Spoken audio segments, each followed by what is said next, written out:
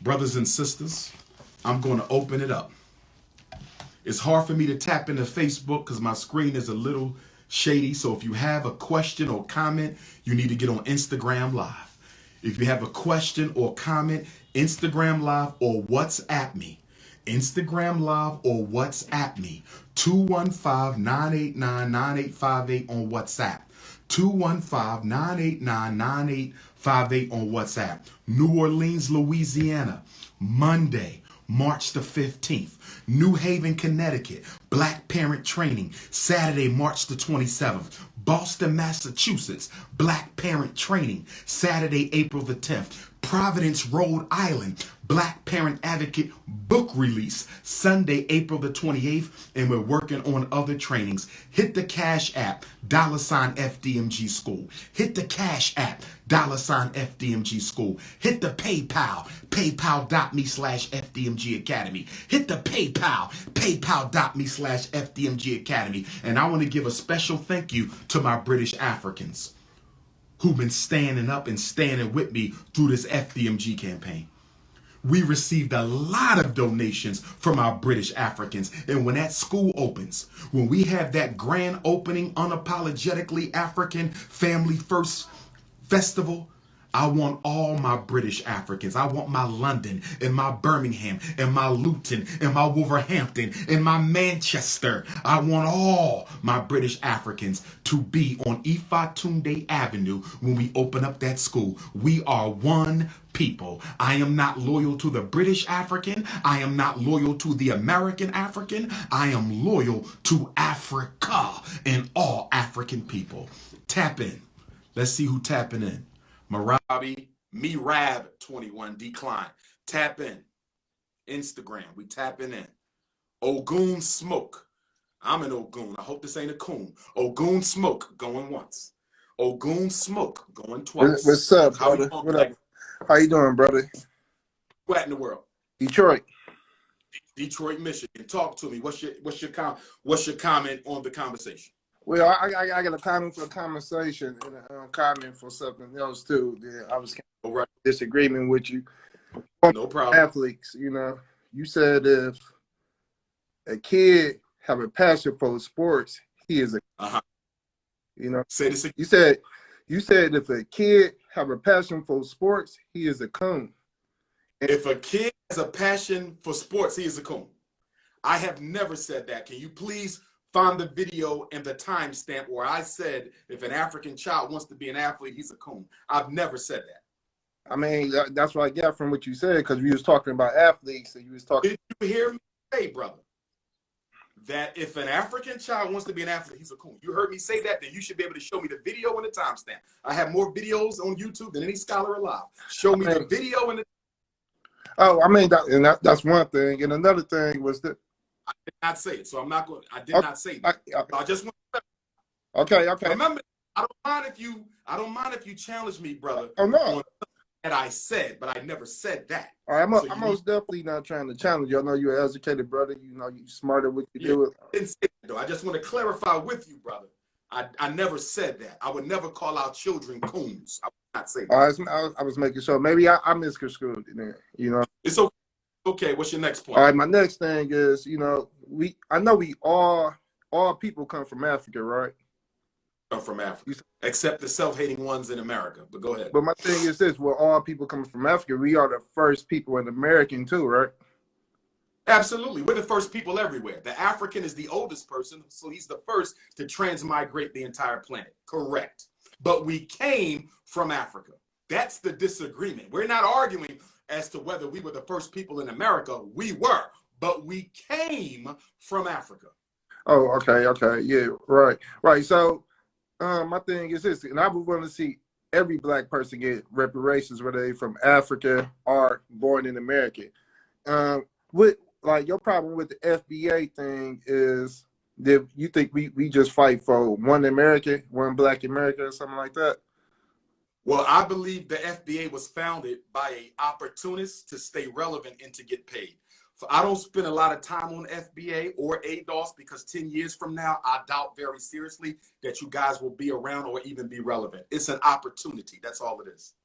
I mean, I understand you got your take on it, and I think both of you guys are smart guys, you know what I mean? And I don't know y'all beef. I ain't trying to get involved. I think if everybody about the liberation of African people, I don't have a beef because I don't have an equal. I'm King Kong consciousness. Continue your comment. For sure. And as me, I think we all as black people need to stay on code. But so my thing is this: what would be the next step to take? I won't be on code with anybody saying they're not from Africa. I've already made it clear that when the Frederick Douglass Marcus Garvey Academy opens, those of you who do belong to those two groups, you will not be allowed in the school, because anybody who wants to disidentify from their African history don't need to be anywhere around me. So y'all two groups will not be allowed at the school. But I'm not in no group. I'm just on code with all black people around the world. I want to see us all ride together. That's respect by me. So my thing is this though: how do we all fight for reparations for all black people? Like, what would be the step towards that? You know what I mean? Well, the reparations, that would have to be a separate conversation. I did do a Kwanzaa seminar on economics that's on my Facebook page. I'd like you to find it and watch it, where I break down the whole reparations piece. But 3 quick points, because I want to stay on the conversation. My British African brothers and sisters, they're here, and we don't want to waste their time, so we want to stay on that topic. But simply put, the reparations fight has 3 main problems. Number 1, it's fractured. Number 2, it's about money and not resources. And number 3, it's being led by coons and opportunists. But there's more to it than that. But I'll just leave you with those 3. Are you Dominican, or are you born American? Am I Dominican or am I born in America? Yeah, are you American or I was born in Philadelphia, Lehigh Avenue. Oh, so you Philly. I got you. So you are born in America, right? I was born on Lehigh Avenue in North Philadelphia. Oh, I got you. Why did you ask me that? Oh, because I heard people say you're Dominican. That's why you know. You heard somebody say I was Dominican. I heard people say it. I'm not aware of any Dominican ancestry, right, but of my great-grandparents, because we all have 8 great-grandparents. Right, that's true. My paternal great-grandfather was a Cuban immigrant. So he's a descendant of enslaved Africans who were brought to Cuba. The other 7 great-grandparents were all enslaved here in these United States. So if you want to say that I am 12% non-American African, not that I would give a shit, I guess you could say that. But here's something I want you to study, my brother. Okay? And I see you cracking up because it's a ridiculous argument. Right. And let me tell you why it's a ridiculous argument, my brother. Let me tell you why it's so ridiculous. Do you realize that only about 20% of us came straight from Africa to America during the transatlantic slave trade? Yep. Only 20%. The other 80% went through the Caribbean first. The Caribbean islands was the slave-breaking territory.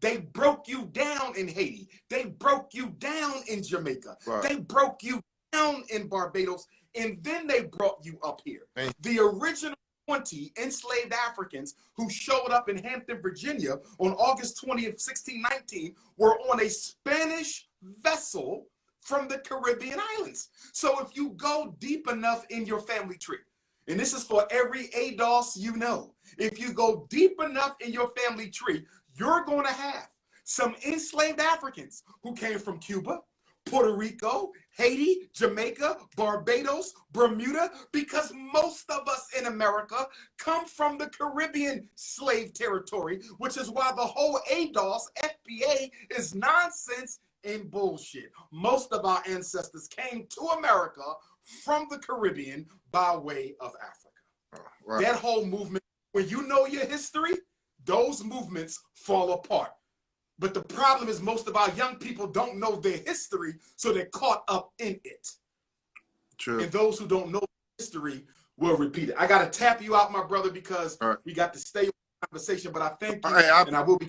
And I thank you for the podcast, too, so I'm gonna check it out, you know. Appreciate you, brother, and I'll be back in Detroit soon. Okay. Peace and Black Power. Peace. All right. I'm a Dominican. Lord have mercy. Thank God for garveyism. Thank God for garveyism. Let's tap on that. Soldier Nicka. Soldier Nicka. Where y'all get these names from? Soldier Nicka going once, Soldier Nicka going twice, Soldier Nicka. Peace and love, black man. Hey, Alafia, how you doing? Brother, where you at in the world? I'm in Columbia, South Carolina, my brother. How you doing? Fine, to talk to me, brother. What's your conversation? Comment on the conversation regarding our African British brothers and sisters and African American brothers and sisters working together and standing up for one another. Well, can you repeat that question? I'm sorry. Okay, the conversation today is about the African American and British African family working together. The American African and the British African working together. Then I'm going to go to my WhatsApp and read some comments. What's your thought, brother? Because we want to stay on conversation. I don't want to be all over the place today. We want to stay with the conversation. But go ahead and share what's on your mind. Well, I believe that every African should work together because, you know, we are all one family. And I think, you know, it wouldn't matter anyway. But I think that, I mean, it's a good idea. That's all I can come up with. But that's mostly what I think. You know, I'm sorry about that. But that's mostly okay, brother. I'll be coming to South Africa soon for the Black Parent Boot Camp training, my brother. So stay in contact with me, all right? I live in South Carolina, not South Africa. I'll be coming to South Carolina and North Carolina. I'm coming to every state to train the parents with the boot camp. Okay. Well, can I answer some? You'll wrap soon. I had to cut him off. I'm sorry, my brother. We trying to stay on topic now. We're talking about blacks in film and unity between African Americans and British Africans. Black power. We got these. What we doing, brother? I want to stay on topic. Brother. First, where you at? About the Brit. I'm in Cleveland. The last time you came here was 2016. Yes, sir. I'll be coming back soon for the Black Parent training. Talk to me. Okay. So what's your biggest gripe with the British people playing African roles? When you see your boy Daniel Kaluuya, which is an African name, by the way, right? He said he gave respect and honor to the chairman. So what when he found out his story? So what's going on with that? It sounds like you didn't hear anything I said today, did you? It's part of it. Because I can put all this down. Did you watch what I've already said in this live stream today? You know, come on, Ifatunde. Don't do you not. Why wouldn't I be listening to King Kong consciousness? I'm Donkey Kong consciousness. You understand what I'm saying? I'm following your footsteps, brother. Listen to me, Donkey Kong. Donkey Kong, stay with me. Stay with me, Donkey Kong. Listen to what I said already, because I already answered that. I told you the issue was when he was asked about the issue, he backtracked and retreated. Okay, he said he doesn't want to discuss the race issue, and he said he's Daniel who happens to be black. That's a contradiction of Pan-Africanism. What I said was, if you can't stand up for the people whose hero you are playing, don't play him. Ain't no gripe, brother. It's principle.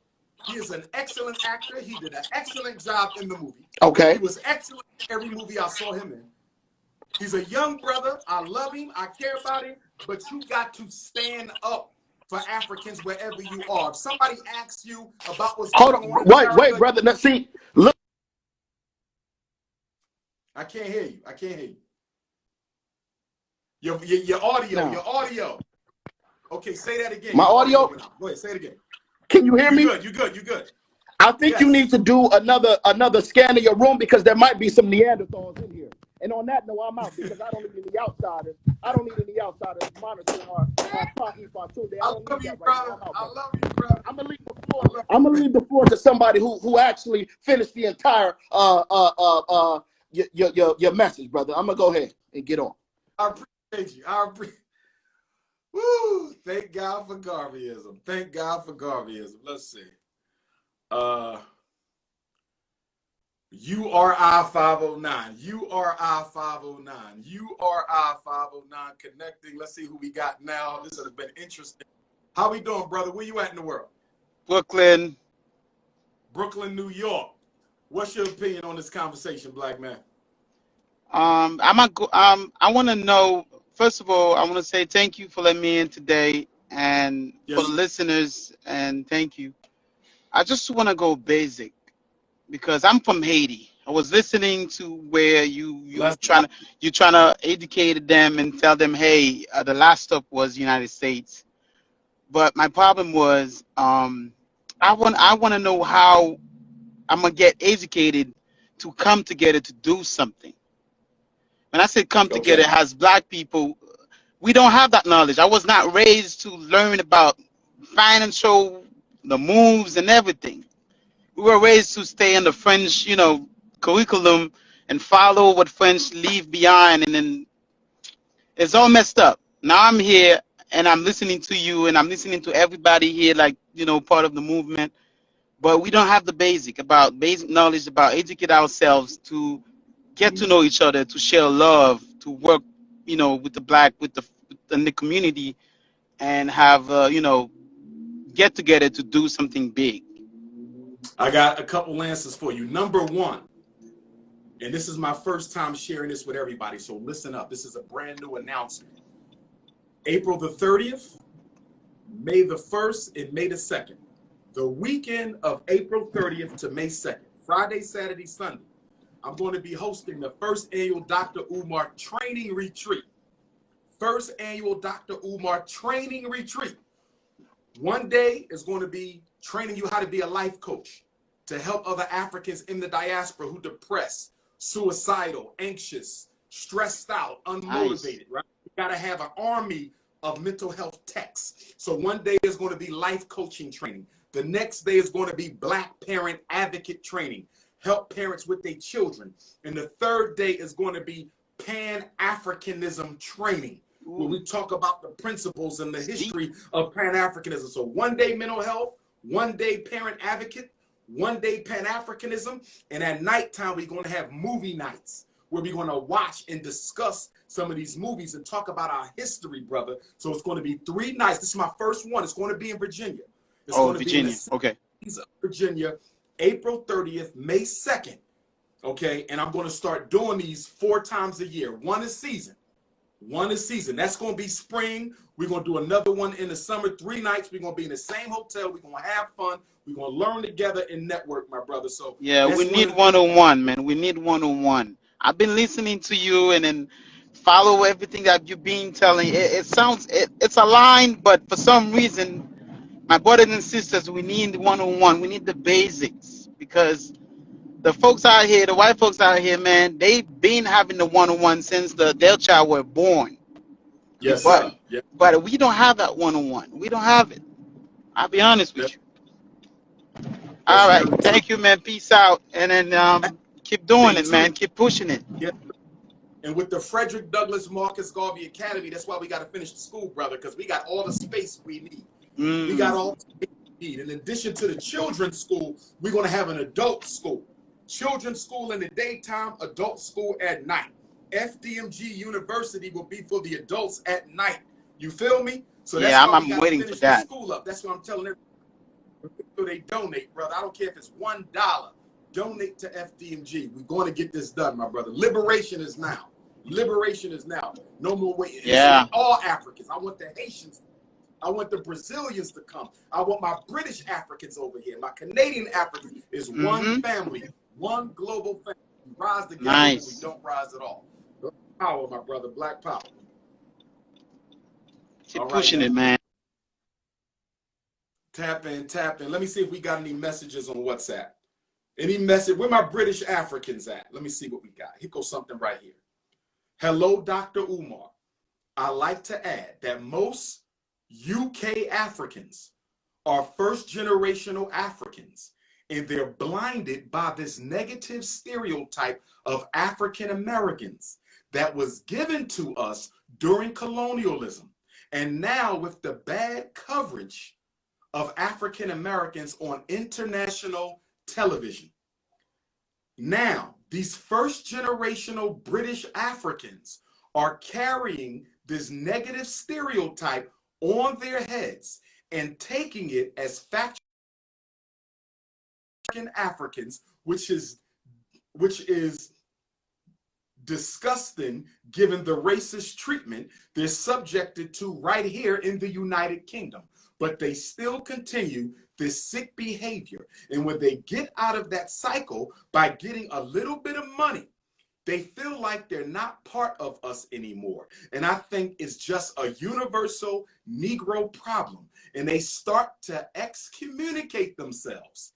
They start to excommunicate themselves from the Black community until they see it deemed fit or when it benefits them. I personally feel like this cycle will break when self-realization comes into the equation and we find an equilibrium as Black people worldwide and not just so-and-so born as Black people. Alafia to Femi, I don't know if that's Sister Femi or Brother Femi, thank you for that. I wonder how the other British Africans feel about that comment. I wonder how the other British Africans feel about that comment. This brother is saying that British Africans have been conditioned against American Africans and they see us in a certain light. Now, I must be honest, I've never experienced that. I get nothing but love in the United Kingdom. I love the United Kingdom. Okay, there was a sister in the United Kingdom. I don't know if I should say this or not, but there was a sister in the United Kingdom who I met early on in my visits. And if she would have moved to the United States, she might have been Mrs. Ifatunde, straight up. She was of Jamaican origin. She was a British African, and she could have been my wife. If she moved to America, I would have wifed her, and we would have been married, and she's from the UK. So I love my UK brothers and sisters. I've never had an issue, but the brother is speaking some facts when he says there might be a little bit of bias there.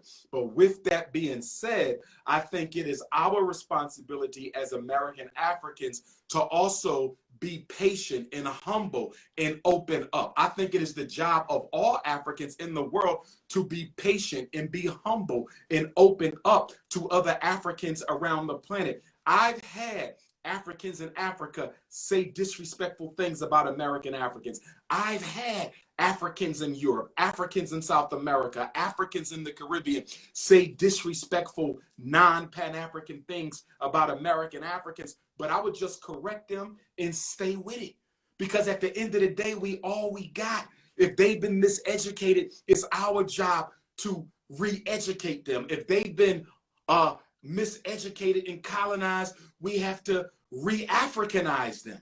The colonized mind must be re-Africanized, brothers and sisters. The colonized mind must be re-Africanized. Yes, I said it. There was a queen in the UK. Her first initial begins with the letter C. She might be watching that. She's still a friend of mine. We don't date or nothing, but she could have been Miss Papa. She was conscious. She was curvy, and I was going to make her my queen, but she was a little on the bougie side, so we never got there. But that's my sister, and I love her. Let's tap back in. Stay out my personal business. Let's tap back in. Tap back in. All right. Next person up. I'm going to read the next comment in the middle. Next person up. Next person up. How we doing, my brother? Yeah, I'm good. I'm How good. you doing? Where you at? I'm in the Bronx. You in the Bronx? I'm waiting for you. Okay, talk to me. So, I mean, what's your ancestry? I'm African. I'm from the Gambia too. From the Gambia. I was in the Gambia 2 years ago with Dr. Laila Africa, who just transitioned, and I'm looking into buying an apartment complex in the Gambia right now. But go ahead, my brother. Yeah. What's your opinion? Africans uniting. So, I mean, I kind of, from my perspective, I understand that an African like direct say certain things, because I know I don't relate at the same level you do when it comes to slavery and things like that. But I try to understand. I try to like put myself in your shoes every time I look at the matter. So what I'm saying is, I think that the discrepancies that we have, those little differences that make us different, I would say we need to put those aside as much as we can. We should still acknowledge them. We should still acknowledge those differences, because we can't brush them to the side. That's 400 years of history plus. And that's why this conversation, before you continue, because there were people who were saying, why are you talking about this? Because if we don't talk about it, we never clear the air. And that bias and misunderstanding will stay with us, and our colonizer will use it. The European has always done what? Use the pre-existing differences amongst Africans globally. He has always used the pre-existing differences amongst Africans globally to keep us apart. Continue, my brother. Continue. Yeah. So and I have some British relatives who some of them are mixed actually. Some of them, like, they should still want to be coming back to Africa. I think everybody should want that. Maybe not necessarily so quickly, but we should accept that side of us. Yes, we should. Definitely. There's only one flag I'm rocking with it. You see it right behind me. Yeah. That's it. Power. That's one flag, one race. That is it. One people. That's it. We got to get to that point where we can drop all the tribalisms. That doesn't mean you don't still acknowledge and honor your ethnic national heritage, but you don't weaponize it against other Africans. Hell no. That's what. Hell no. Absolutely. I don't look at you guys any differently than I would those in Africa. I just understand those differences.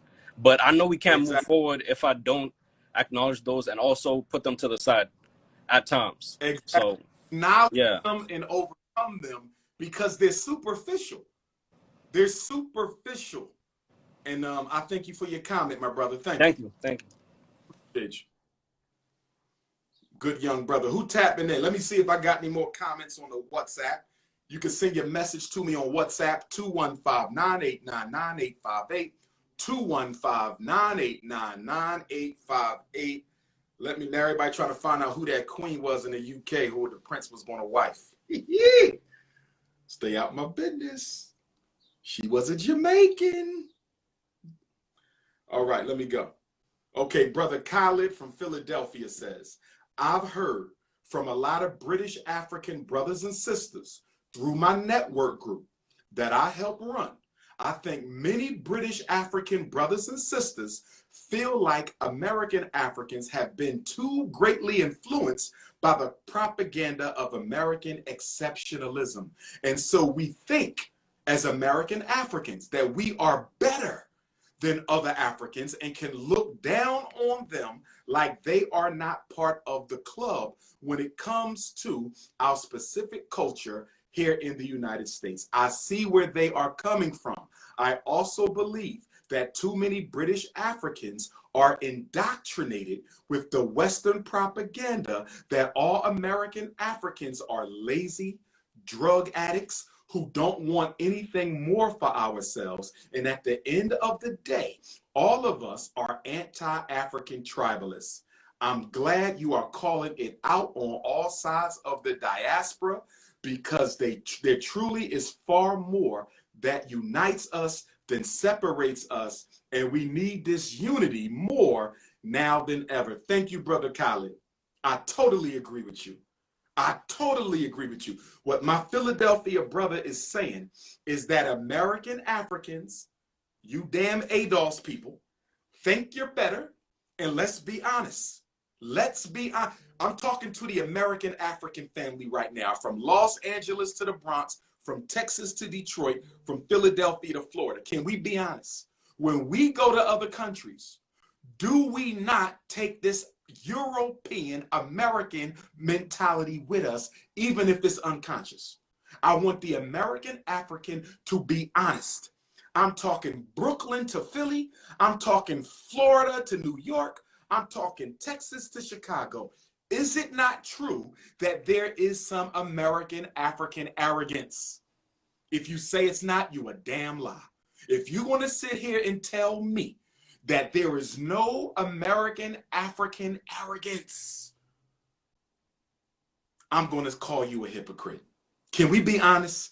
If we're going to say that there's some British African arrogance and bias, you got to also admit there's some American African arrogance and bias, because both groups were psychologically colonized by the same oppressor. Both groups were psychologically colonized by the same oppressor. Thank you for that, Brother Khalid. I totally agree. I totally agree. That was a powerful message. Let's go next. Doc, there are some coons saying you are to black people what Donald Trump is to poor white people. Woo. I want somebody to explain to me, how can I, in any way, shape, form, or fashion, be compared to a Donald Trump? Let me go to the next comment. My other brother said, Brother Khalid is absolutely correct. For my Africans from outside of America, put where you're from under your message. You don't have to put your name. You can if you want, but put where you're from. I want to know where the comments are coming from internationally. I need to know where the WhatsApp comments are coming from internationally. And the number is 215-989-9858. 215-989-9858. Let me go back. Who else we got? When are you coming to Amsterdam? I was supposed to come to Amsterdam last year. COVID sabotaged it. We'll be working on it again. What else we got? Okay, here's a brother from the UK. African leaders are Africoons. Africoons are African leaders. That's actually knows what's going on and how to fix the problem, but they don't want to because they live off of white and non-black validation. What these Africoons don't realize is both white and non-black people are using that. Whoa! Excuse me about that, brothers. Hold on one second. My camera fell. Give me 1 second. Give me 1 second. Let me get this right. The ancestors knocked the camera down. Okay.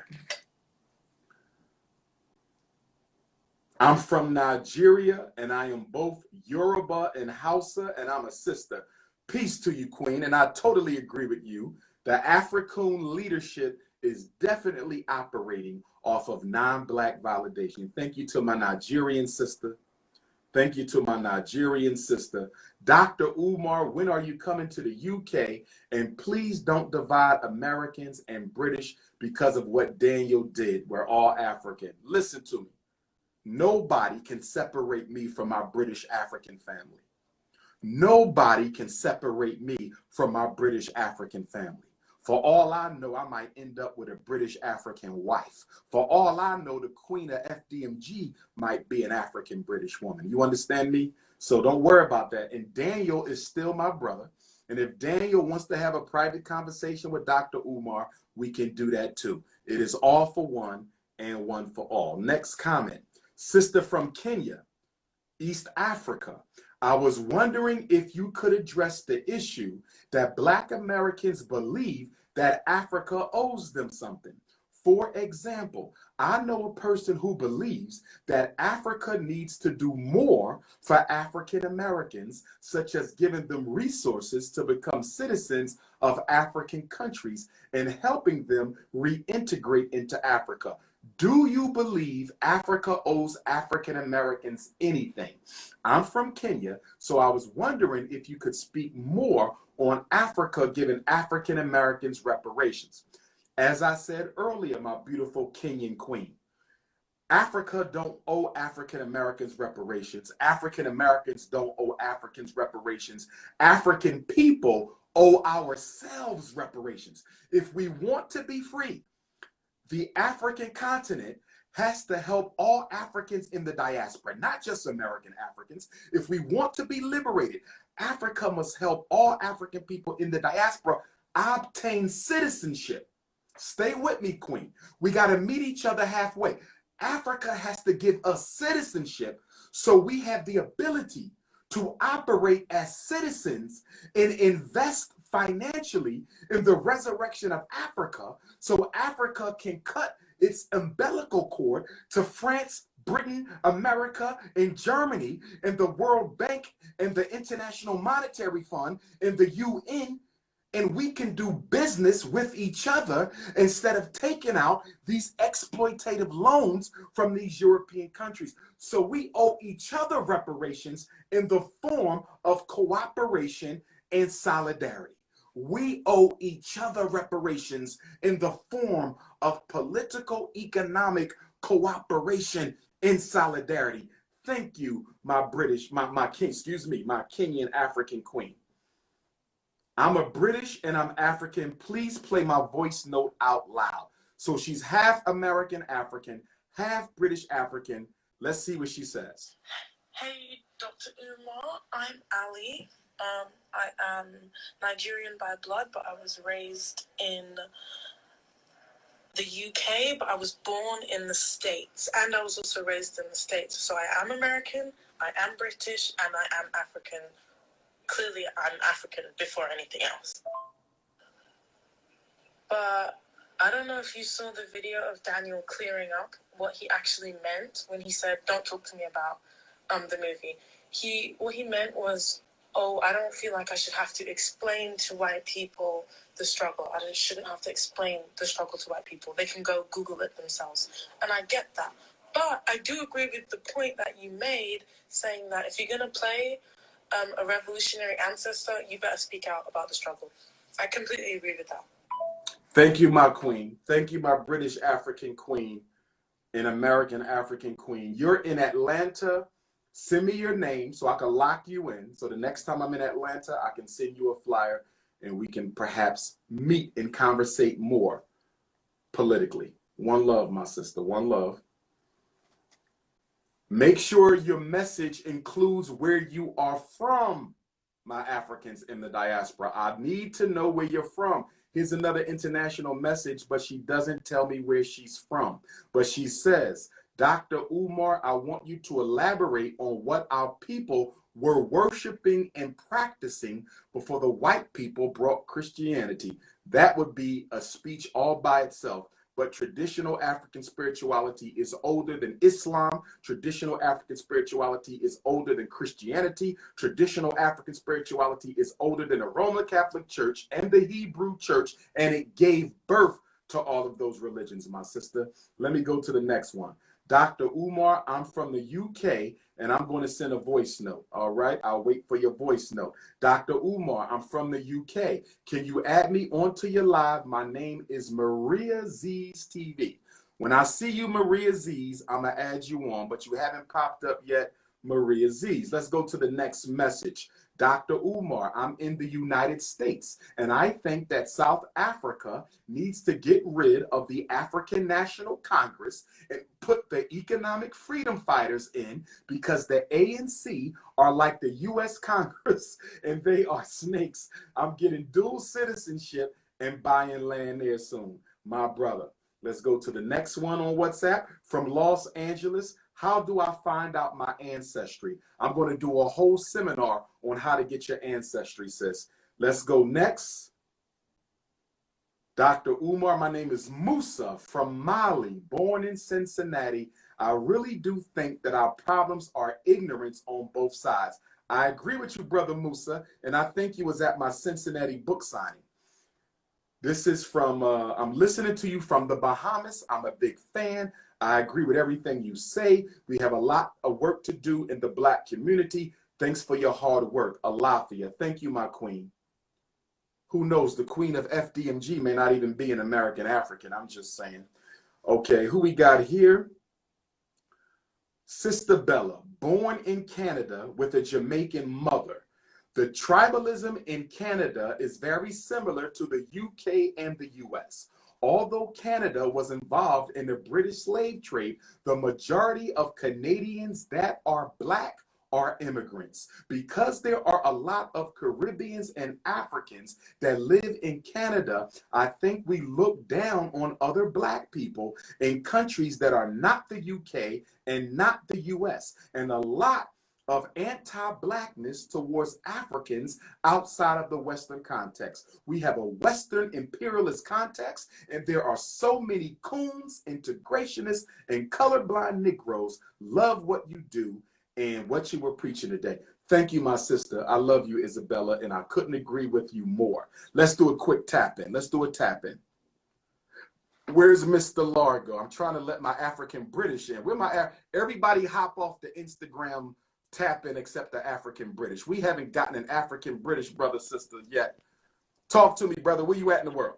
Yes, my brother. You know what? Yeah, I felt like you would. It would be Where? today that you'd answer my call. I'm currently in London today, from the UK. From British African to tap in. Talk to me, brother. What is going on in London? They told me I'm streaming on the Twitter. Talk to me. What's going on, brother? What's going on? Oh, Regina, I see you. Regina, I see you. I see you. I wanted to say you made a brilliant point, which was about how they won't let African Americans play African Americans because they don't want a narrative after the video, after the film is out, which I found very, very interesting. And these people are so evil, and the way they do things is just so evil, and to keep us down all the time. And I think us as people, we need to really understand these little games that they play to keep us down, because we're not built like that to be that evil, to constantly put us people down. So I just wanted to let people know, stay aware of the trickery, the little things that they do, because it's very, very sinister and very, very easy to pass by. And very, very good observation, by the way, Dr. Umar. Thank you, my brother. Where you at? And you said you in London. What part? I'm in East London, actually. Aldgate. I'm going to be back in London at least by next year, because my 10-year London anniversary is coming up in 2022. I first went to London in 2012. Okay.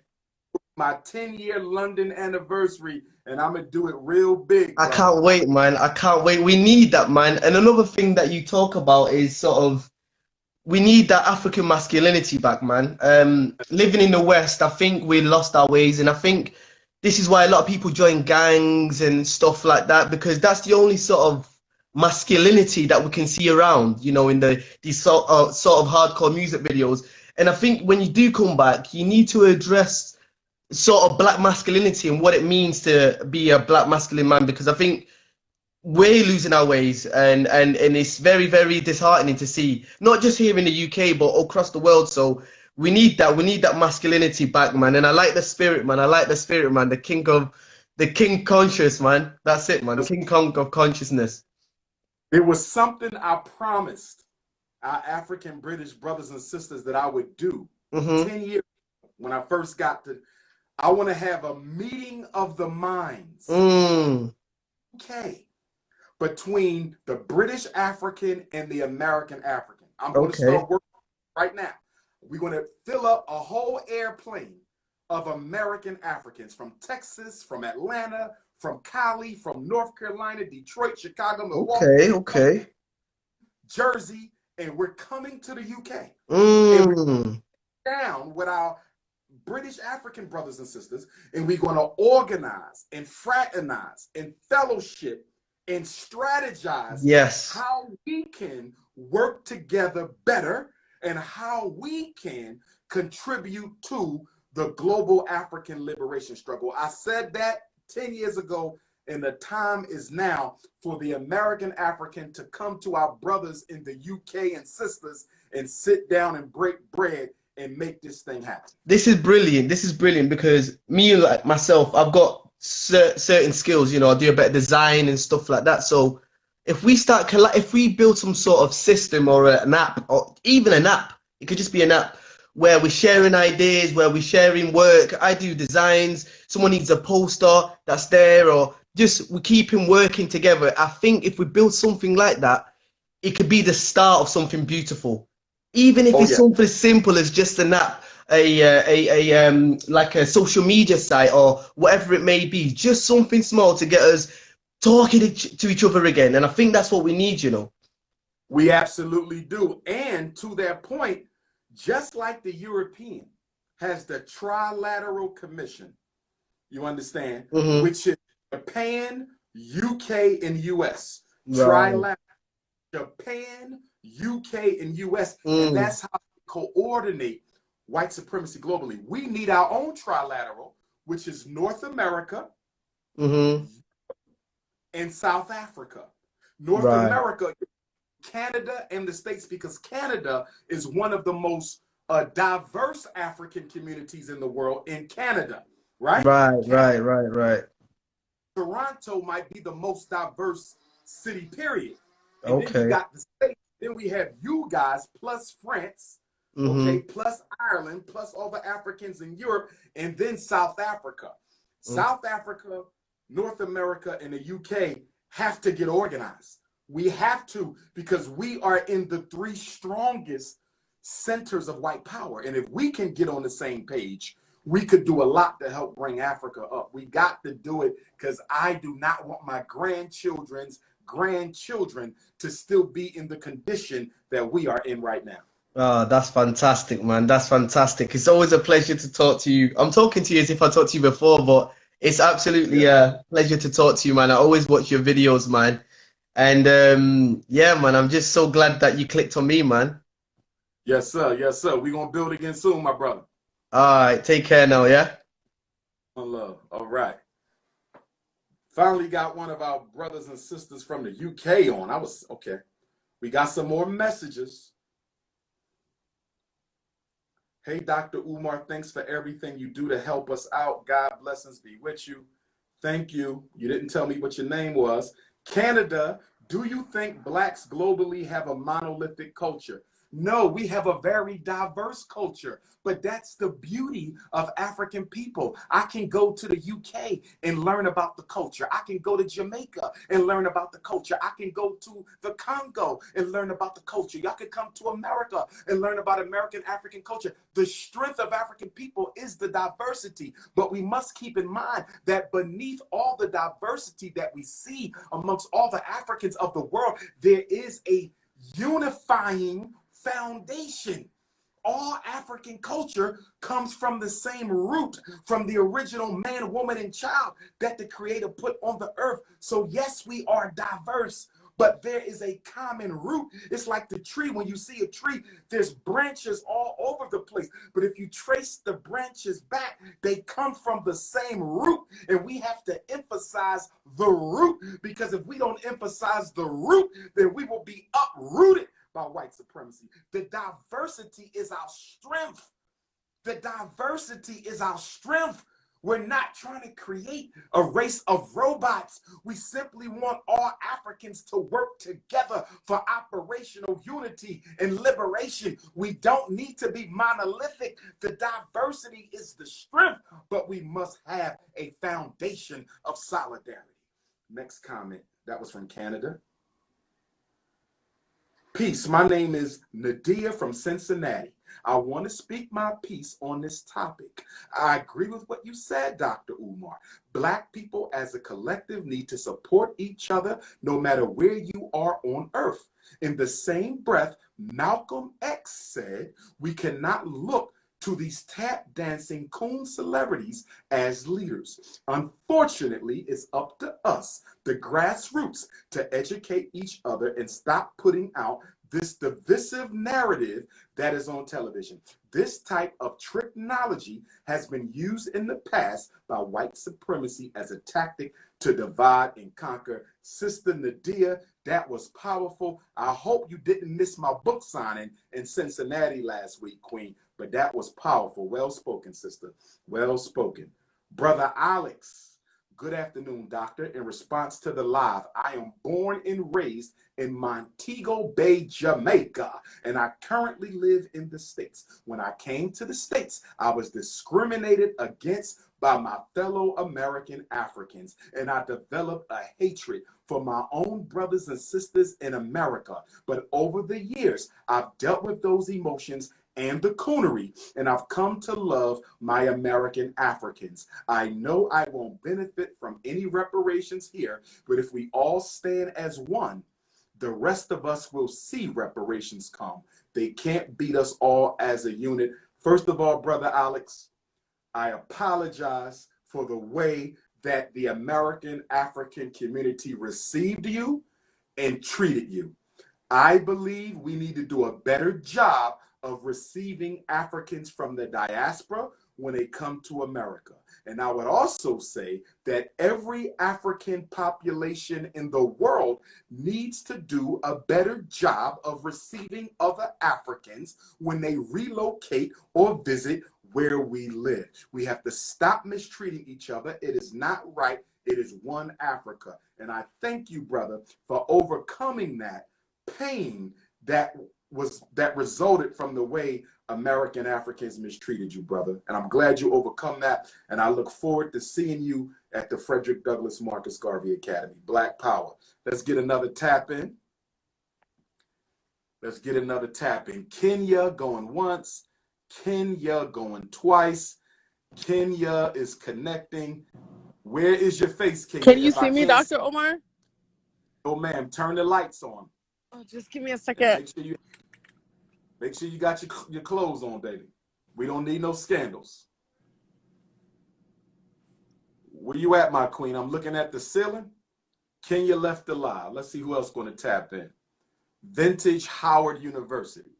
Vintage Howard decline. We're my British Africans. We need some British Africans on this live. KB Softly. KB Softly going once. KB Softly going twice. KB Softly going once. KB Softly going. There we go. Hey, Where you Dr. at, bro? UK.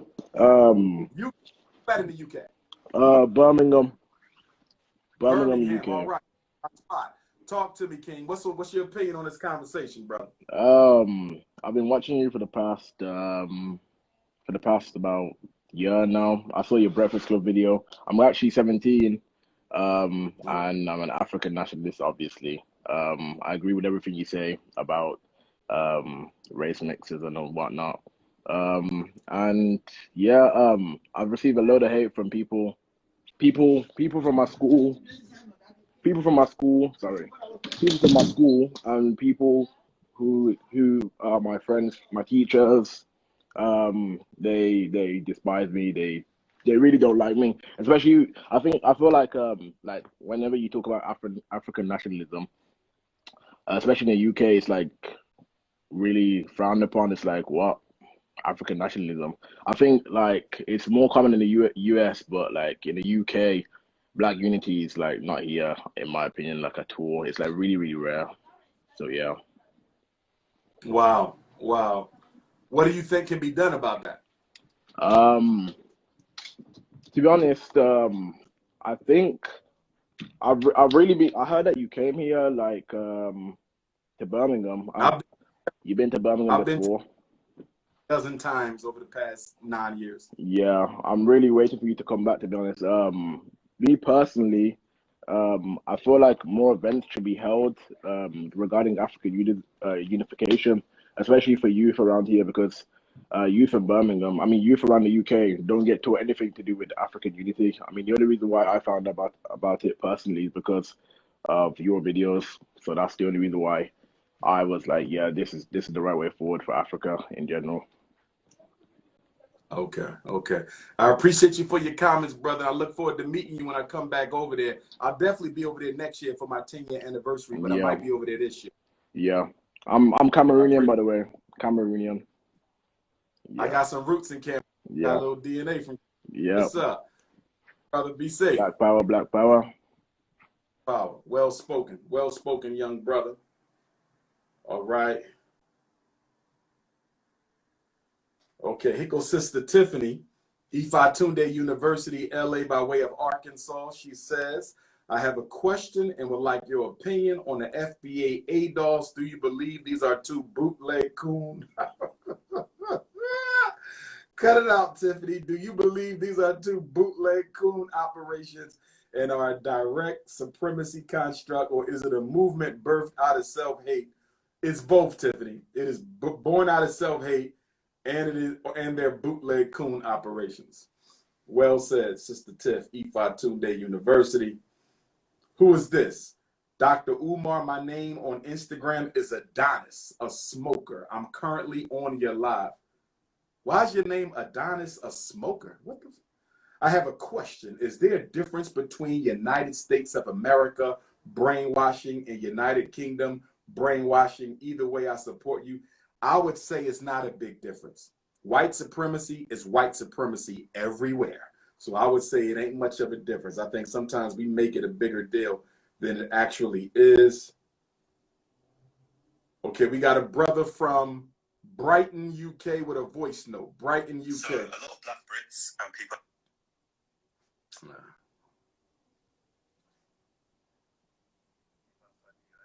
Oh, what happened? I lost the ability to make it a speaker cell. I got to retry that. I'm not taking any WhatsApp phone calls, messages only. I'm not taking any WhatsApp phone calls, messages only. I hope you're good. I'm from Paris. I'm Cameroonian and French. Some Black people, also mixed, don't accept me as Black because I'm light-skinned. I hope you're good. Well, I want to say this to you, my sister. I accept you. You might be mixed race African, but you still African. And don't let nobody ever, ever, ever deny your Africanity. You don't ask to belong to the African family. You tell them you belong to the African family. We got to get over this light skin supremacy, dark skin supremacy. Javier from Chicago. I'm not taking WhatsApp calls. I told y'all that. Don't call, send a message. Javier from Chicago said, I think we are doing a disservice to the topic when we attempt to make the negative actions of both sides equal. We cannot compare the generational disdain in African and Caribbean households for Black Americans that's been passed down.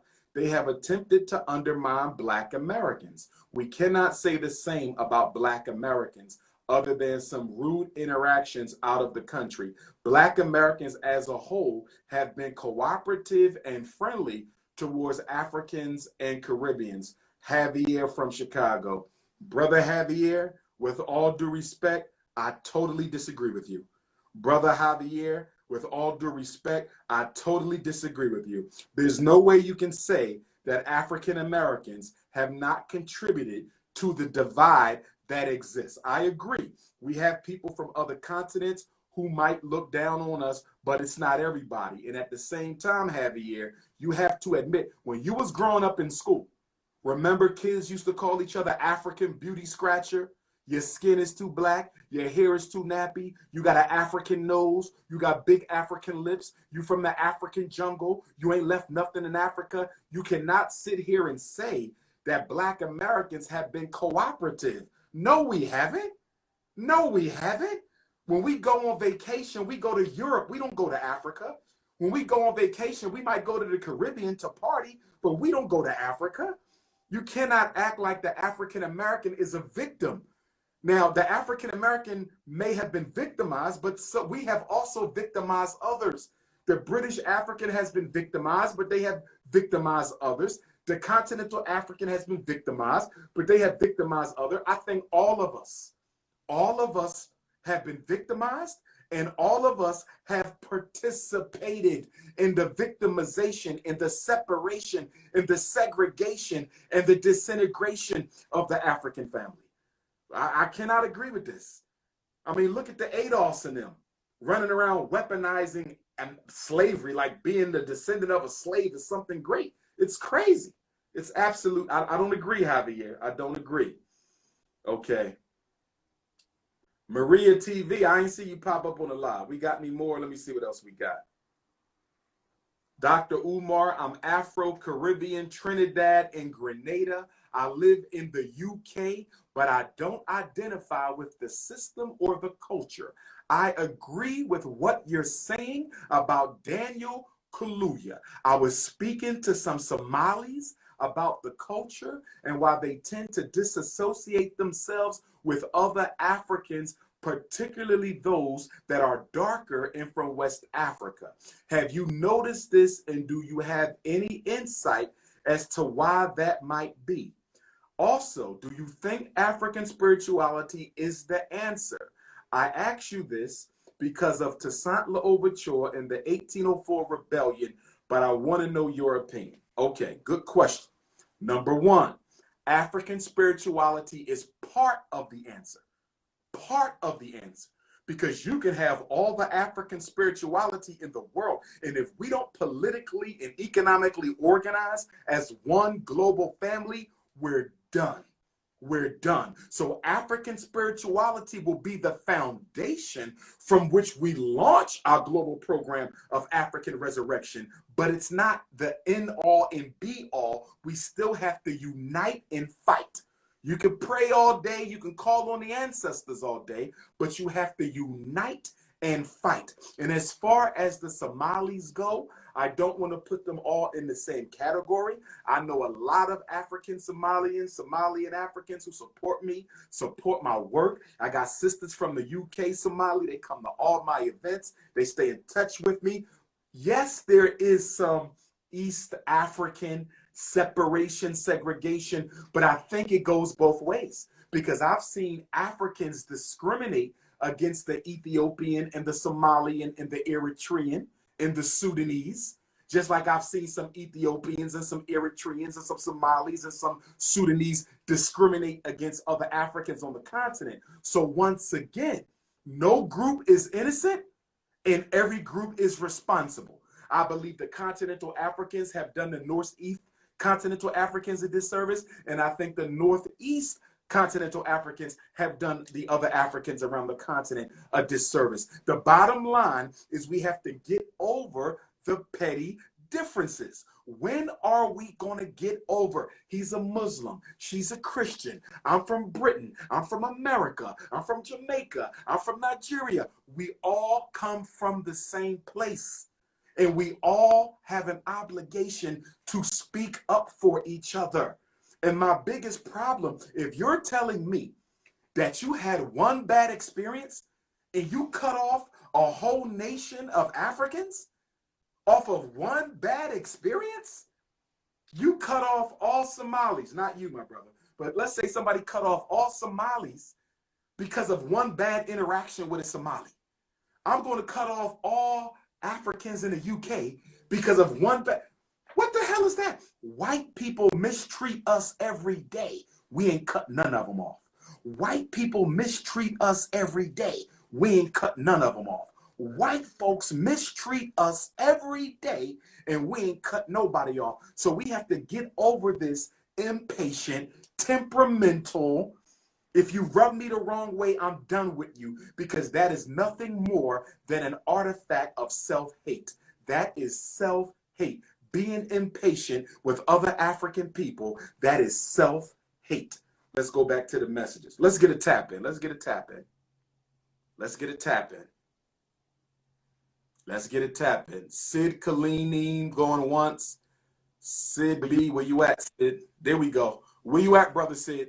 Where you at in the world? Brother, I am. Can you hear me? Can you hear me? Yes. Okay. Yes. I'm here located in New York City. You know, myself, I am. My roots are from the Ivory Coast in West Africa. You know, Ivory Coast. Yes. Yeah. First generation American here. You know, first and foremost, I want to thank you for allowing me to get on the live. I really agree with you with all of your ideology, because I think in regards to the unification of African people worldwide, Pan-Africanism is really the only solution for us, to be honest with you. You know, if you look at the similarities between, you know, African people worldwide, the reality is that we are at the bottom of the food chain, regardless of, you know, regardless of where we're located geographically. Yes. That is our commonality. So, you know, what are some, I know Pan-Africanism is the way, but what are your solutions, you know, for a young brother like myself who identifies with the Pan-African ideology? How can we spread this ideology amongst my brothers and sisters worldwide? You know, we need some assistance here. What do we need to do to push our people forward? You gotta have, in my opinion, brick and mortar institutions under whose roof we can come together and conversate. Because although this is good through the Instagram and this is good through the Facebook and the Twitter and the WhatsApp, at the same time, I need to be in your space and feel your energy. You need to be in my space and feel my passion. We have to be in each other's space so we can get comfortable and build a family bond. Because I don't care how good social network is for communication, you can't learn to trust somebody through the internet. You can't learn to trust somebody through Instagram. You can't learn to trust somebody through Facebook. So although the technology can help us, there is no replacement for face-to-face family bonding. It's like you only get to see your mother on Instagram. You only get to see your father on Facebook. You only get to see your children on Instagram. That's no real love connection. You got to get in each other's face and get in each other's space and get in each other's place and make family. And that's why, my brother, as soon as we finish renovating the Marcus Garvey Elementary School of the Frederick Douglass Marcus Garvey Academy, we will have a space that we own, that we control, built with all black dollars, that we can come under the same roof all day long whenever we want and discuss nothing other than the liberation and salvation of African people worldwide. We working on that, and I'm hoping the school is done by the end of the summer, because it is nation building time. It is now or never. It is everyone. It is unify or die. It is Pan-Africanism or perish. Appreciate that. Can I ask you one more question? Sure. You know, I was on Twitter, and as I'm sure you're aware, a lot of the commentary has been regarding, you know, the Daniel Kaluuya comments that you made. And so I'm not from the UK personally. Again, I grew up here in the States, but a lot of the commentary from the individuals in the UK, where they were saying that, you know, Daniel Kaluuya, from an accent perspective, he speaks like someone that is from our equivalent here in the United States of our inner cities, right? And so what they were saying is Daniel Kaluuya, he doesn't speak like he's a posh British individual. He speaks as someone from, you know, kind of the ends. And so I'd like for you to maybe clarify those comments, or maybe even expand on them. Because I think maybe a lot of people took your comments out of context. You know, it's a quick clip, you know how the internet works. And so I'd really like for you to expand on that for me. Yeah, well, here's the thing. The accent comment is the most irrelevant. It ain't about the accent. It's about speaking up for the community whose ancestor you're playing on the big screen. That's really the issue. This is what I meant by the comment. And it applies to all Africans, by the way. If I can speak Wolof, if I'm amongst the Wolof, I'm going to speak Wolof. If I can speak French and I'm in Haiti amongst African French men and women, African Haitians, excuse me, I'm going to speak French, because the goal is to blend in, to achieve solidarity. And one of the things I noticed that we do from around the world is when we are with another African family, we will emphasize the tongue that we come from, as opposed to emphasizing language for the purpose of solidarity. In other words, you clearly can speak American English, because if you couldn't, you wouldn't be in American movies. So if you can speak American English for the movie, why not speak American English when you're with American Africans? Why not emphasize the unity?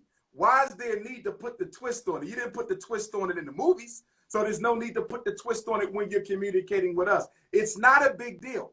It's not a big deal. I'm simply saying that, and it ain't just Daniel. It's like if I'm with a Puerto Rican African, right? And there's two of them right there, and they're around a bunch of American Africans. Why would you start speaking Spanish around us if you know we speak English? For purposes of solidarity, speak what I'm speaking. If you are a Yoruba from Nigeria and you go to South Africa and you can speak Zulu, why are you speaking Yoruba amongst the three of you when you're in a whole room of South Africans speaking Zulu? Why not speak Zulu to emphasize the unity? That's all I was saying. But the accent piece is not a big deal. The accent piece is not a big deal. But for me, if I can speak another language, if I'm amongst another African family and I can speak their language, I'm going to speak it to enforce unity. That's all I'm saying. But that is not the issue. The issue is shying away from an opportunity to speak up and represent the family whose hero you're playing on the screen. That's my focus. I'm not focused on the accent piece. Man, thank you for allowing me on your live. I'm going to connect with you offline. I'm going to send you a DM. You know, us Pan-Africans So, together. I appreciate you. appreciate you. All right.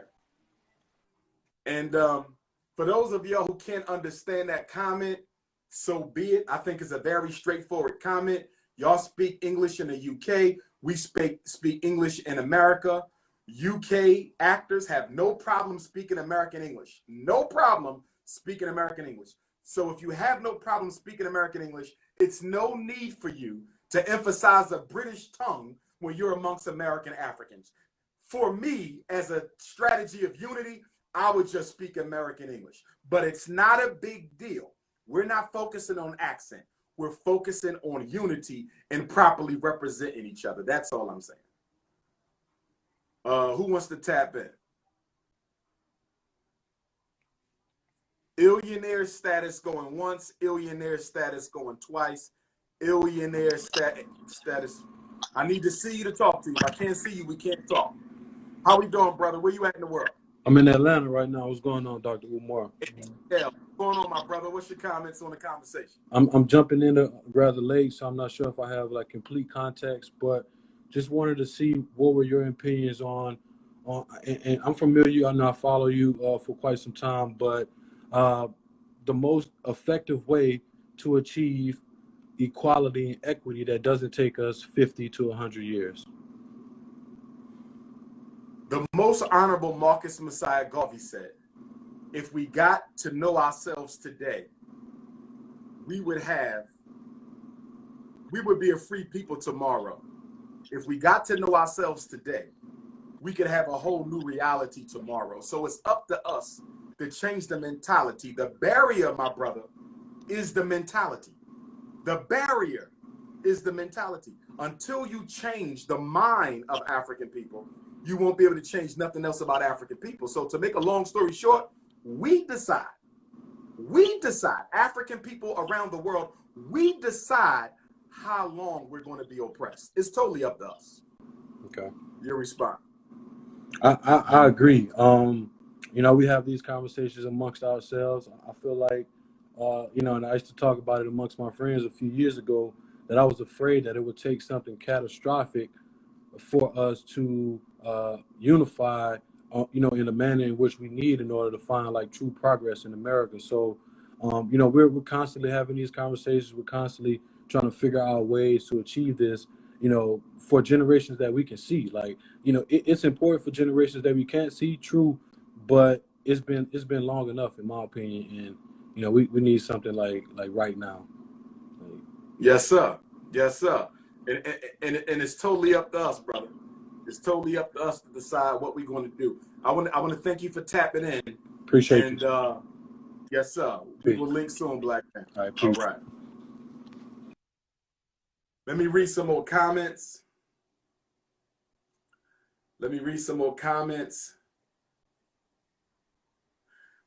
I hope you're good. I'm from Paris, Cameroonian and French. Some Black people, also mixed, don't accept me because I'm light-skinned. We got to stop the light-skin supremacy. Let me see what else we got here. Dr. Umar, not to be annoying, but I really want your response to what I said. If it doesn't work, then Black power regardless. Okay, let me see if I can play you. So a lot of Black Brits and people outside the US feel that Black Americans have a sense that they have a monopoly on Blackness, which is why this conversation is so touchy. When we see people like Young Thug saying there's no struggle here, or like you talk about Daniel's accent, when you've got an American accent, obviously, it does seem like an attack on our Black experience, and that's why I feel like there was a lot of pushback against what you said. Cool. Okay, let me respond. I hope y'all heard that. I don't want to spend a lot of time on the accent because that's minimal. It's irrelevant. But just to clarify the accent piece again, Daniel can speak American English. He does it just fine in the movies. I have a lot of British African friends. They can speak American English just fine. They do it on their jobs all day long in America.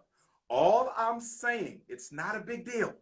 All I'm saying is if you can identify with the tongue of the dialect or the language of the people you are amongst. If you can identify and speak the dialect, the language, the accent of the African family you are amongst, in the interest of Pan-African solidarity, why not do it? That's all I'm saying.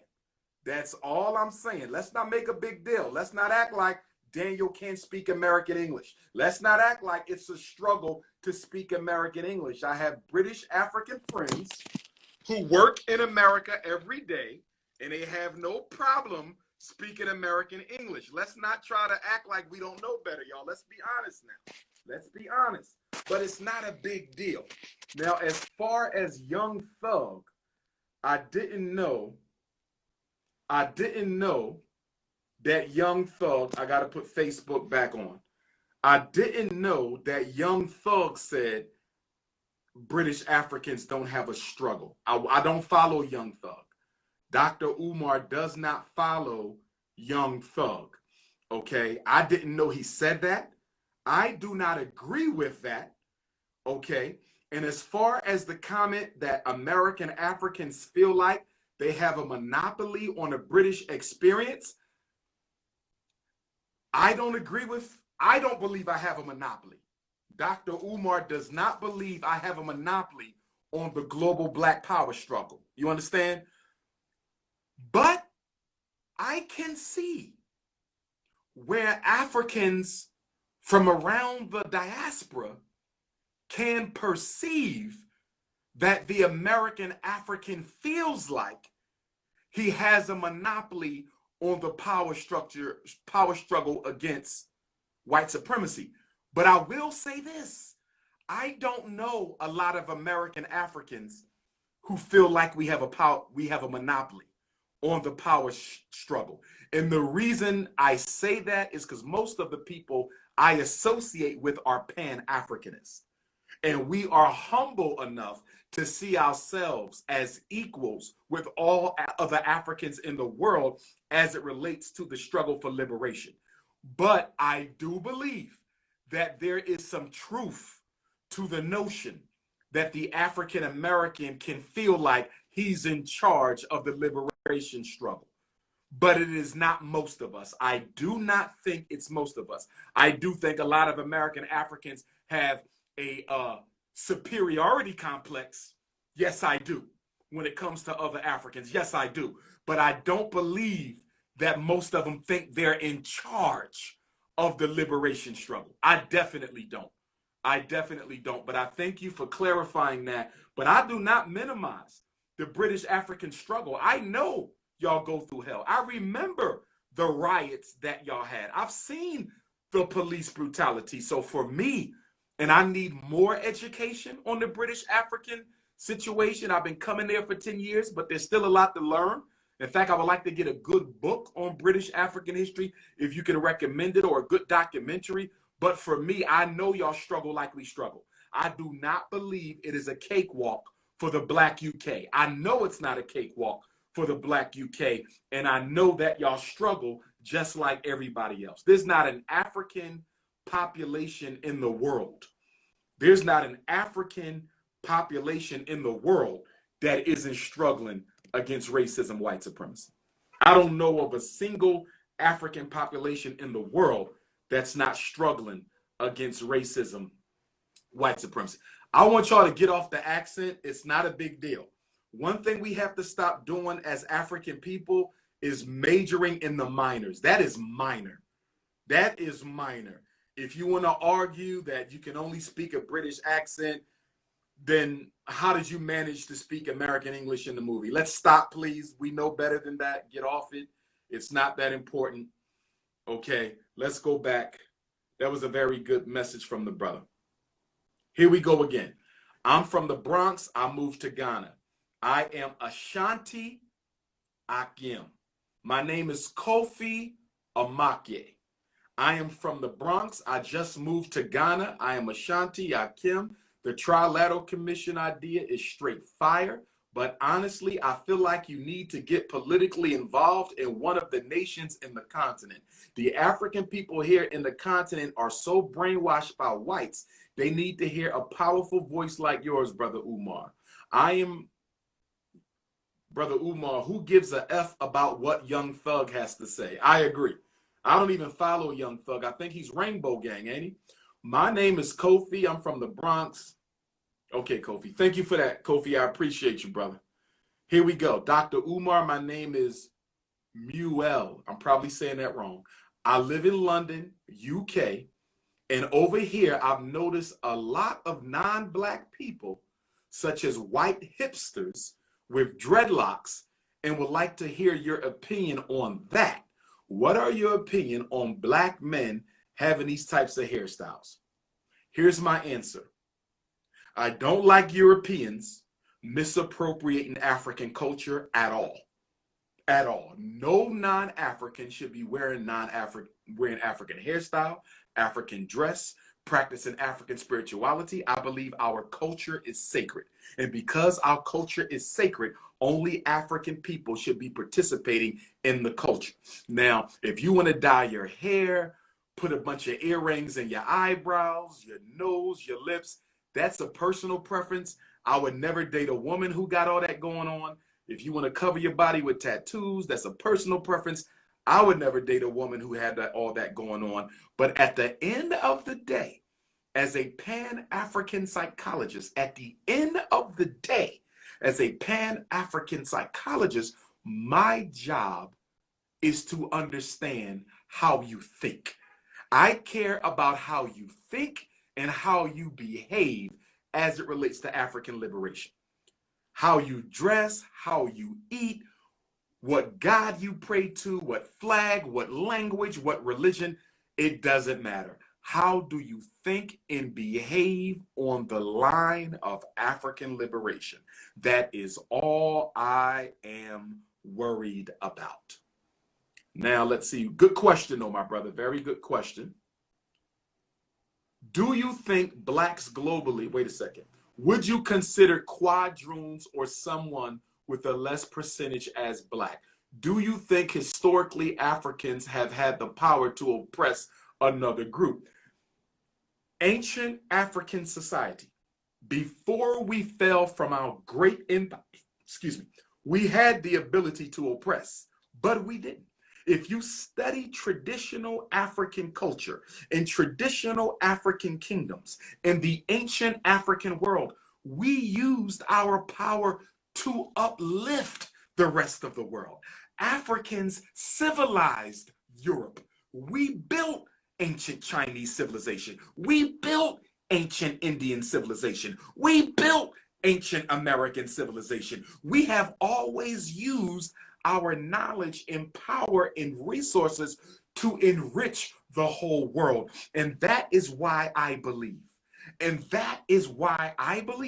that the only way the planet Earth will function the way that God intended is for the African man and woman to reclaim their royal position. And when I say reclaim your royal position, I'm not saying that every one of us was a descendant of a king and a queen, because every one of us were not. When I say we need to reclaim our royal position, I'm talking about the fact that every African in the world contains the DNA of divine royalty, which is the almighty creator and sustainer of the universe. We are the only people whose DNA comes from the creator, and the creator is the absolute royal highness of the entire universe. And we are the children of that royal divine highness. So every African who is kissed of the sun, who has the blood of God within their veins, are royalty. And that is the position I come from. And that is what I will teach at the Frederick Douglass Marcus Garvey Academy. The European ruled the world, and he did it with blood and oppression. The Arab ruled a part of the world, and he did it with blood and oppression.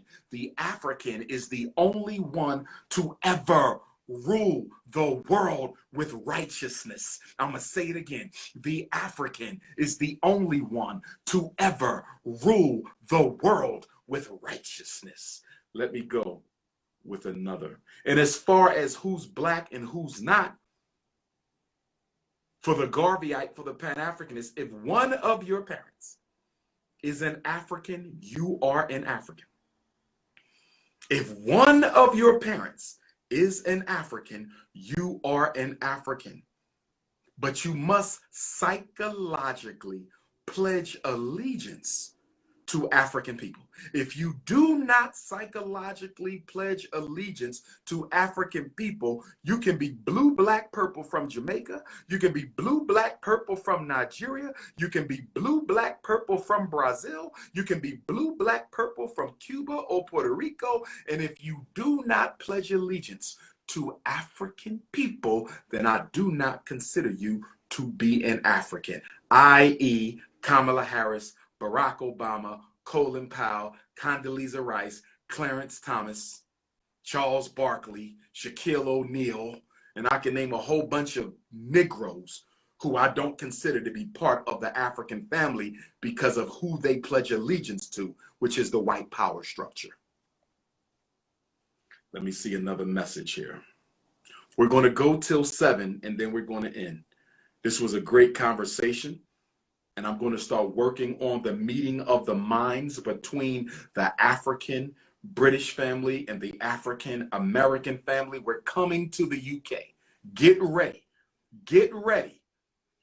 American Africans are coming to the UK by the hundreds. We're going to fill up a whole plane and we're coming to the UK to sit down, politic, and dialogue. Let's build the Trilateral Commission. Let's build it. Black Canada, Black America, Black Britain, Black South Africa, and then we're going to bring the whole African diaspora together. Let's read a few more comments. Make sure y'all donate to the Frederick Douglass Marcus Garvey Academy. Don't forget, registration will begin next week. Registration will begin next week for the first annual Dr.UMAR training retreat, which will be in the 7 cities of Virginia, April the 30th to May 2nd, 3 days, 1 day Pan-African boot camp, 12 hours. Another day, Black Parent Advocate, Know Your School Rights boot camp, 12 hours. Another day, how to be a Pan-African, African-centered, spiritually grounded life coach. And then we're going to have movie night overnight. And we're going to have a lot of fun. And we're going to build. And we're going to love. And we're going to fraternize and fellowship and make this thing work. If you want to come to the New Haven, Connecticut boot camp, register at DrUmarJohnson.com. Only 50 tickets. Only 50. You better get them now, Connecticut. Boston, Massachusetts, April 10th. Only 50 tickets. You better get it now. Let's go back to the comments. Hit that Cash App, $FDMG School. Hit that PayPal, paypal.me/FDMG Academy. For my international Africans, hit that PayPal, paypal.me/FDMG Academy. Good evening, Dr. Umar. I am Biafra, Nigeria, Igbo, but I'm in Italy. I have some questions to ask you about African liberation or freedom of Black people. How do you, African Americans, organizing economical strength, education, solidarity, military, innovation, science, and politics to stand as an institution, race, or economic power to change the narrative of how the international media is presenting our history and criminalizing us that has made it possible for the whole world to discriminate against African people globally? Why is it that the African Americans are not coming together to form an institution by moving to Africa and do business like the Chinese, the Asian, and the other white races? And we must continue speaking without action and basic foundation. Well said.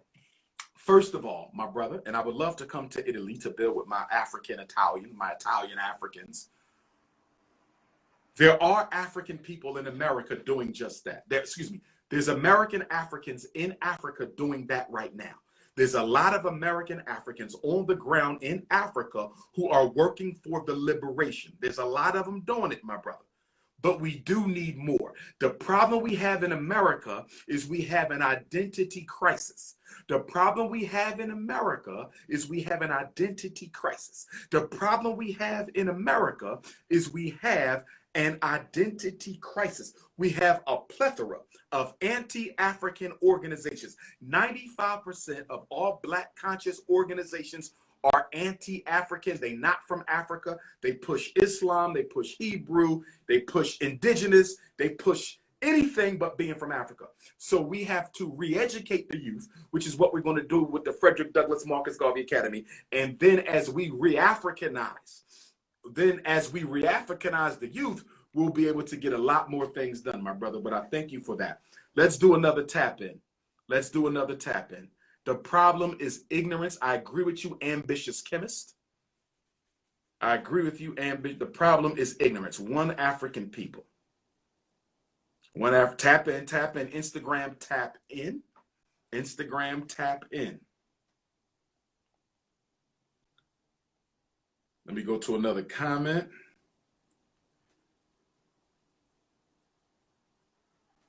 They said, we haven't heard from any women. The women ain't tapping in.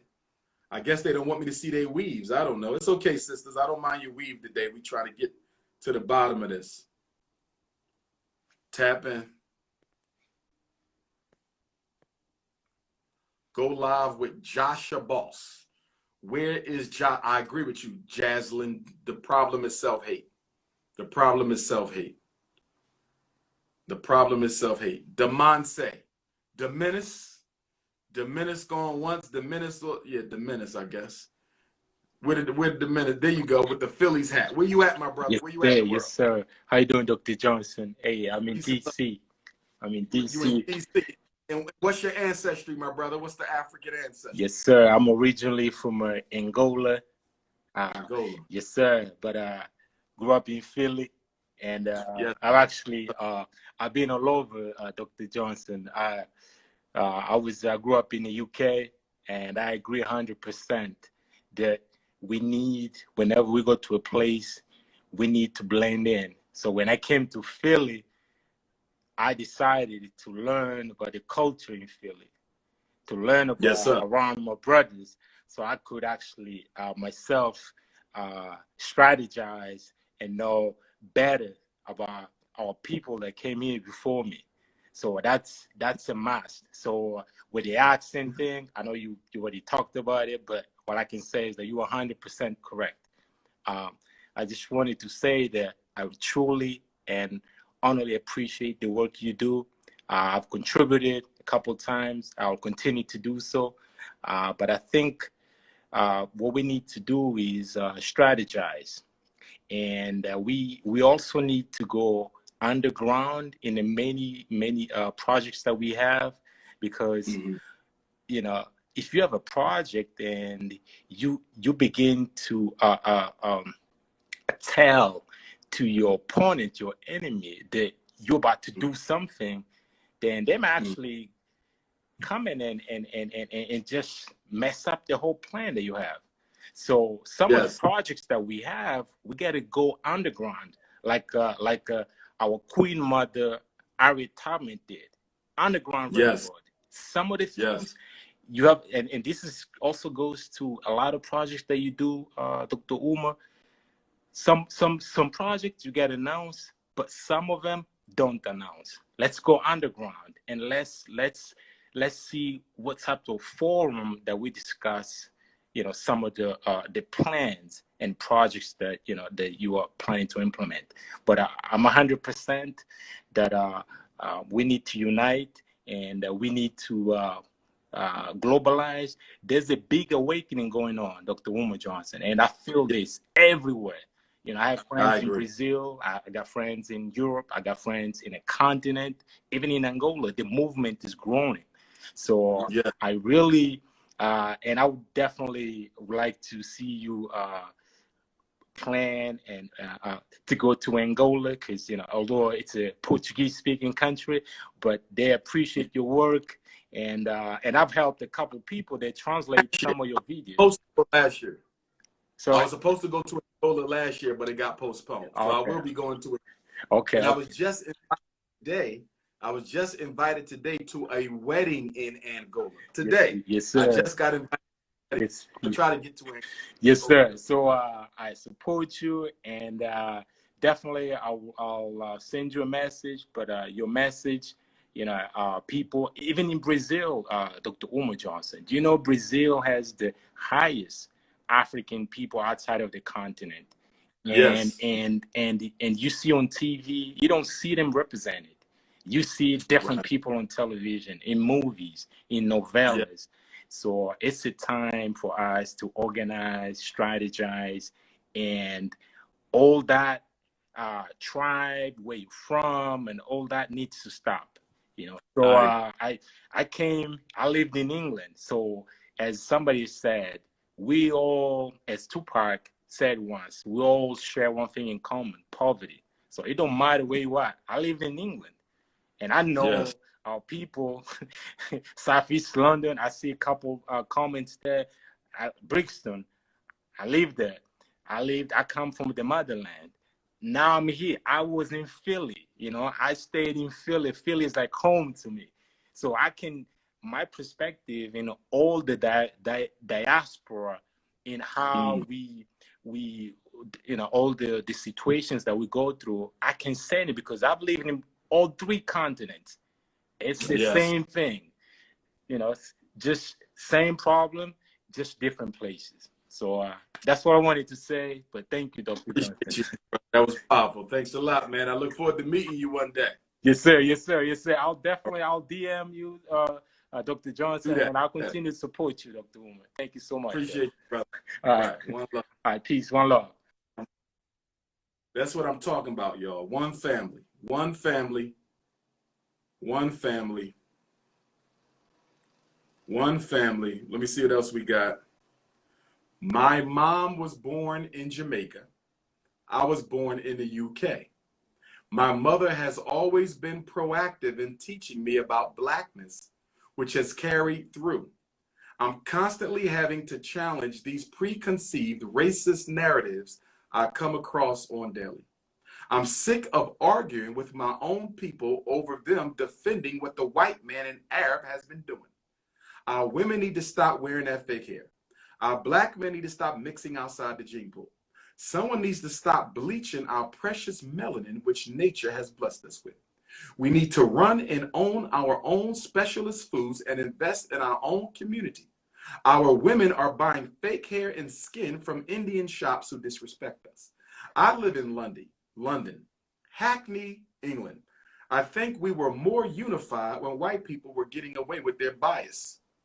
Now it's like we have become passive and complacent, like everything is okay when our economic status and birthright clearly isn't so. Okay, well said, my sister. Very well said. Very well said. Dr. Umar, I'm in the UK. What's your take on the COVID vaccination? My work is applying gentle pressure to have it, and I'm not keen. I'm not taking the vaccination. I do not support COVID. My British Africans don't take the COVID. My Canadian Africans don't take the COVID. My American Africans don't take the COVID. My Central and South American Africans don't take the COVID. My Caribbean Africans don't take the COVID. My Australian Africans don't take the COVID. My Africans in Asia don't take the COVID. My South Pacific Africans don't take the COVID. And my continental Africans, you better definitely not take the COVID. I'm not taking it. I'm not taking that shot. That is genocide. COVID was all about genocide. Okay, here we go. I have another thing to say. I saw a video on TikTok explaining how Christianity is not a white religion.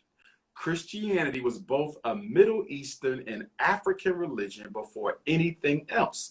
Some countries that have Christianity are Ethiopia, Israel, Sudan, and Egypt. But the thing I want to make sure of is that in the video, it says Europeans ripped out some pages from the Bible that talks about how God wanted to help the oppressed and how the Israelites are God's chosen people. I agree. All religions began with the African. All ancient religions began with the African. but they were taken and they were modified, and the culture around the religion was adjusted to suit the agenda of the Arab conqueror and the white conqueror. So although it was originally yours, the form and fashion that you practice today has been influenced by the Arab slave master and the European slave master. I'm wearing the cross of the Ethiopian people. This was given to me as a gift by one of my brothers who was in Ethiopia. So this is my Ethiopian cross. Shout out to all my Ethiopian family, my Eritrean family, my Somalian family, my Sudanese family. I love my East Africans, my Kenyans, my Ugandans, my Malawians, Nile Valley. I love y'all. Let's see. We got 10 minutes left. Let's see what else.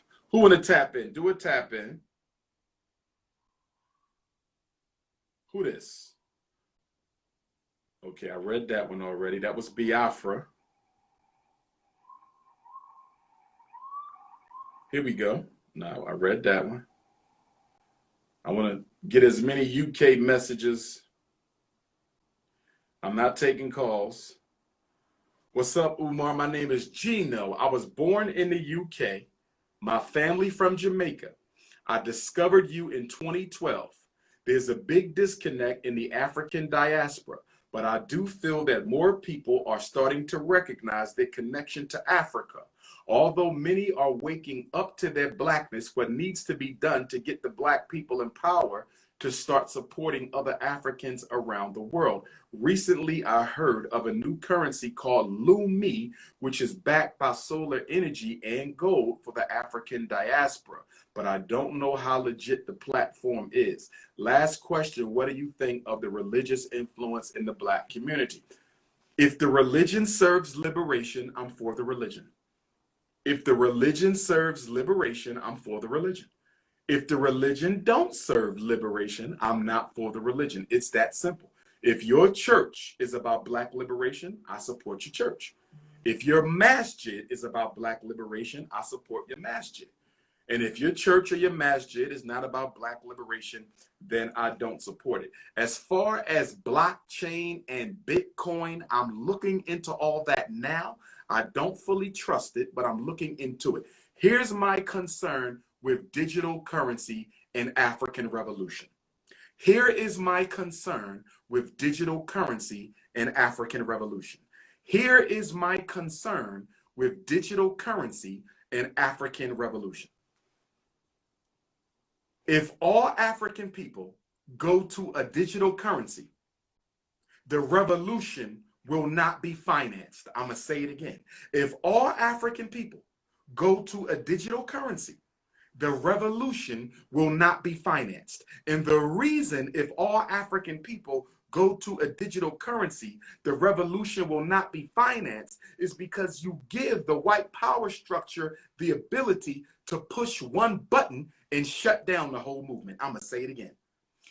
Where would the Kenya, Mau Mau, Dedan Kimathi, where would the Land and Freedom Army be fighting against the British if they had to get all of their resources by using the Bitcoin? Where would the South African struggle against apartheid have been if they had to use Bitcoin to buy all of their resources? Where would the American African struggle for civil rights and black power be if we only had a digital currency? What I'm saying is I'm not against digital currency for everyday use. But if we go to a 100% digital currency global market for African people, there will be no revolution. The worst thing African people can do, the worst thing that African people can do is give up paper currency totally for digital currency. Because the more digital you become, the more digital you become, the more digital you become, the easier it is to shut down your resources. It's just like using a cell phone. If you don't have a landline in your house, it's easy for them to shut this down. It's just like propaganda. If your newspaper is fully on the internet, They can shut down and freeze the new. You have no control over the digital currency. You lose control. And so that's why, even if we go with a blockchain technology for everyday use, that's okay. But you better keep some paper currency, so you can at least do some things under the table as necessary to finance the revolution. On that note, brothers and sisters, thank you for tuning in. It is 7 o'clock on the East Coast. It is midnight for my British Africans. It is 7 o'clock on the East Coast of America. It is midnight for my British Africans. I want to thank you for all the WhatsApp messages. I want to thank you for all those who tapped in, those who chimed in, Facebook, Twitter, Instagram. I am all about the solidarity of our people. Okay, I support our brothers and sisters coming to the States, playing the roles. I'm just asking that they speak up and speak out on our behalf if they're going to play the heroes. And that's not just for the British African playing the American African. That's for the American African playing the continental African, or the continental African playing the Caribbean African, or the Caribbean African playing the Canadian African. Let's look out for each other. Let's look out for each other. With that being said, I want to let all of my historically Black college and university students, professors, and administration know that if you're ever interested in bringing Dr. Umar to your campus to speak, I'm always willing to come. I'm always willing to do a guest lecture, which can also be on Zoom for my Africans in the United Kingdom. For my British Africans, you can always ask your history professor, your psychology professor, your political science professor, your education professor. We would like Dr. Umar to guest lecture one day. Let him do garveyism. Let him do the Black American struggle. Let him do Black psychology. Let him do post-traumatic slavery. And I will not charge you for that. So I want my British Africans to know that if you can get your white professors or Black professors to let Dr. Umar join by Zoom, or if they want to fly me in and let me teach the class in person, I don't charge for that. For my Africans in the Caribbean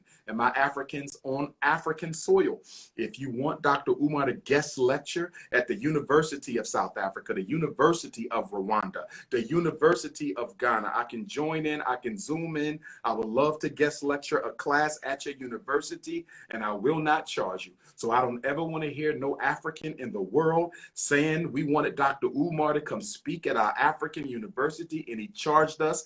I do not do that. For my Caribbean Africans, same thing. University of Jamaica, University of Haiti, University of Brazil and South America, University of Guatemala, wherever you are, University of Senegal. If you want Dr. Umar, University of Sudan, Ethiopia, if you want Dr. Umar to guest lecture at your university, Zoom or in person, I will do it for free. If you want me in person, you got to cover the flight. I do not charge to speak in Africa. I do not charge to speak in Africa, but you do have to handle the travel fare. As I leave you with the words of the most honorable Marcus Messiah Garvey, who said, if the Black man and woman are not careful, we will drink in all the poison of Western civilization and die from the effects of it. Marcus Garvey said, God never intended us to be a race without a nation of our own, an independent homeland, and we are not going to abuse God's confidence in us as men.